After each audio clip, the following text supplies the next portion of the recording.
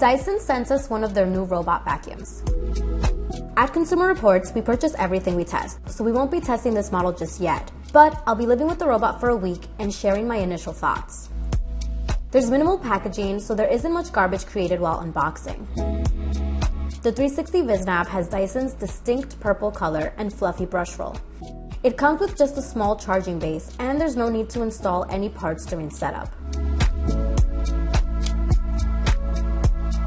I connected the charger to the base and set the robot to charge for a few hours. Because I live in a small apartment in New York City, I set it up in the hall just outside my bathroom where it wouldn't cause any obstruction. Visit consumerreports.org to find out how my time living with the Dyson 360 Vis Nav went and to see the robot in action.